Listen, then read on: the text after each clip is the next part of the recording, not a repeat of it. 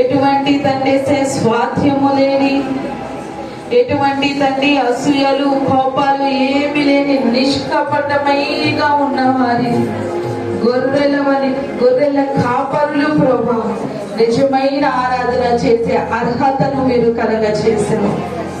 ఎందుకు పనికి రాని అల్ప స్వల్పమైన బెత్లెహేము గ్రామములో తండ్రి, ఎందుకు పనికి రాని తండ్రి గొర్రెల కాపరులను నిన్ను ఆరాధించడానికి అర్హులుగా నువ్వు మార్చుకున్నావు.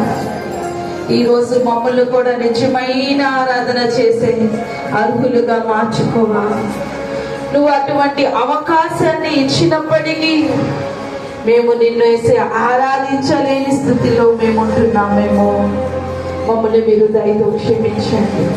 నన్ను అర్హురాలుగా నన్ను మీరు మార్చండి అని అందరము నిలబడి అందరము ప్రార్థన చేద్దాం. అందరము ప్రభువా, ఆరాధనకు యోగ్యుడవు, స్తుతుల సింహాసనాసీనుడవై ఉన్న నా తండ్రి, ప్రతి ఒక్కరు మీ రెండు చేతులు పైకెత్తి జీవము కలిగిన దేవుని కోసం ఆరాధన చేద్దాము. దేవా, ఇదిగో నా కొరకు తండ్రి 700 సంవత్సరాల క్రితము నువ్వు వాగ్దానము చేసిన రీతిగా, 700 సంవత్సరాల క్రితము ప్రవచించిన రీతిగా ప్రభువా, ప్రాత నిబంధన గ్రంథములో ప్రవచించిన రీతిగా ప్రభువా, ఈ రోజు క్రొత్త నిబంధన గ్రంథముల ప్రభువా మా కొరకు జీవము కలిగిన దేవుడు ఉదయించెను అని సెలవిస్తున్నావు. అతనికి ఇమ్మానుయేలు అని పేరు పెట్టబడి ఉన్నది. అతనికి ఇమ్మానుయేలు పేరు పెట్టడానికి అర్థము దేవుడు మనకు తోడు అని సెలవించాడు. దేవా స్తోత్రం. దేవుడు మనందరికీ తోడుగా ఉన్నాడు. ప్రతి ఒక్కరు ప్రార్థించండి. రెండు చేతులు పైకెత్తి, దేవా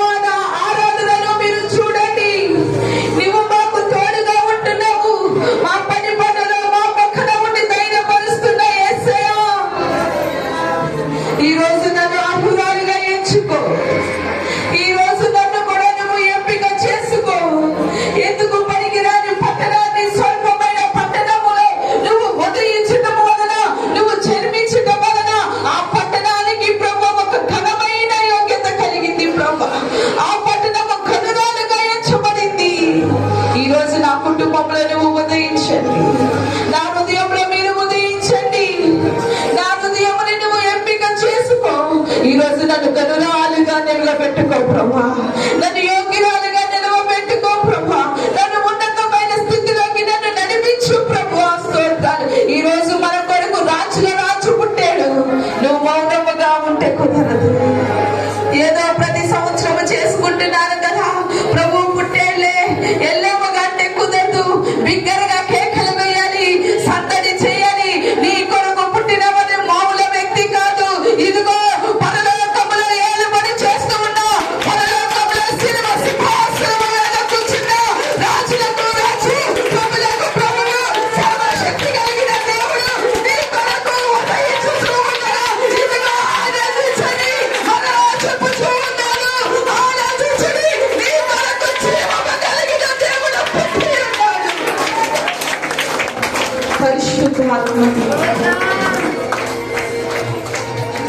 ఈ లోకములో రాజులు పుట్టిన తర్వాత వాళ్ళు పొందిన విజయాలను బట్టి బుక్కులు రాస్తారు. కానీ నా తండ్రి పుట్టక మునుపే ఆయన ఎలా పుట్టాలి, ఏ రీతిగా పుడతాడు, ఆయన ఎటువంటి వాడని రాయబడింది జీవగ్రంథంలో. మనిషి పుట్టిన తర్వాత విజయాలు ఉంటాయి, కానీ నా తండ్రి దేవాది దేవుడు రాజులకు రాజు కాబట్టి నీ గురించి సంవత్సరాలు 700 సంవత్సరాల క్రితమే ప్రవచించబడింది. అనేక మంది పుట్టినరోజులు చేసుకుంటారు. వాళ్ళు చనిపోయిన పుట్టినరోజులు చేస్తారు.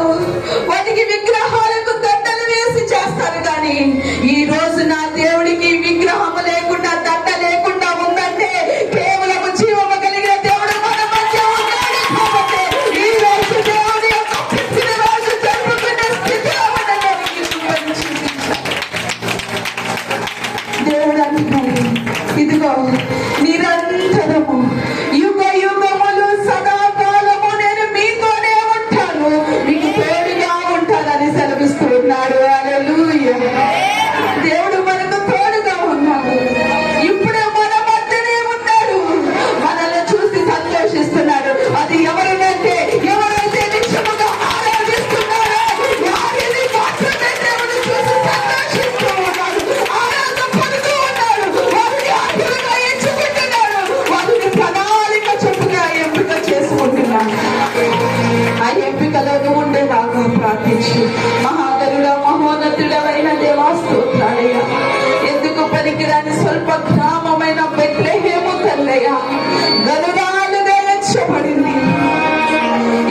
పనికిరాని గ్రామము ఇప్పటికి కూడా వేల మంది వెళ్ళి చూసే అంత ఘనముగా ఎంచబడిందంటే దానికి కలిగిన ఘనత ఎందువల్లంటే జీవము కలిగిన దేవుడుగా ఉన్న రాజులకు రాజు నువ్వు పుట్టకము వలనే తండ్రి.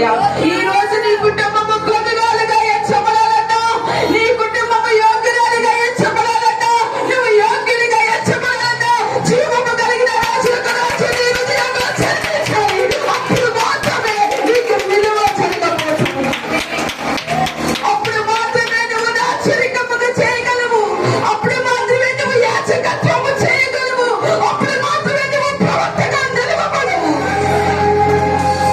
దేవుడు నీలో ఉదయిస్తేనే, దేవుడు కలిగిన లక్షణాలన్నీ నీ హృదయములో ఉంటేనే, దేవునిలో ఉన్న స్వభావం అంతా నీలో ఉండి అభిషేకించబడితేనే నువ్వు యాచరికము చేయగలవు, రాచరికము చేయగలవు, యాచకత్వము చేయగలవు, ప్రవక్తగా మార్చబడదు.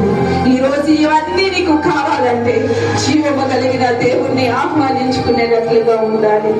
మహాగణుడమైన నా తండ్రి, బిడ్డలందరూ నిన్ను స్తుతించడానికి, నిన్ను ఆరాధించడానికి వచ్చి ఉండగా ప్రభా, మా యొక్క ఆరాధనకు యోగ్యుడు అయి ఉన్న ప్రభా, మా మధ్య మీరు ఉండి నడిపిస్తున్న విధానాన్ని బట్టి స్తోత్రాలు. ప్రపంచ యావత్తు నీ పుట్టినరోజు జరుపుకుంటుండగా మా మధ్యలో మీరు ఉండి తండ్రి, నీలో ఉన్నవాడు ఈ లోకంలో ఉన్న వాడి కంటే గొప్పవాడు అంటున్నావు దేవా. ప్రతి నిత్యము మా యొక్క మధ్య ఉండు, మా పక్కన ఉండు, మాకు తోడుగా ఉండు, నడిపిస్తూ ఉన్న నా తండ్రి, ఇంకా మా యొక్క బ్రతుకు దినములన్నీ నీతో మేము సదాకాలము రక్షకుడు మీరు మాకు దయచేసి ప్రభా కృపను చూపించమని నజరేయుడైన యేసు అతి పరిశుద్ధమైన దివ్య నామమున అడిగి వేడుకొచ్చున్నాము తండ్రి. ఆమేన్. ప్రార్థన. మన తండ్రి అయిన దేవుని ప్రేమ, కుమారుడైన యేసయ్య కృప, పరిశుద్ధాత్మని యొక్క నిత్య సహాయము సన్నిధి కూడి వచ్చిన ప్రతి బిడ్డకు, ఎదుగో రాలేని బిడ్డలకును, ఎదుగో ఆత్మనే సదాకాలం తోడైనను గాక. గట్టిగా చప్పట్లు కొట్టు.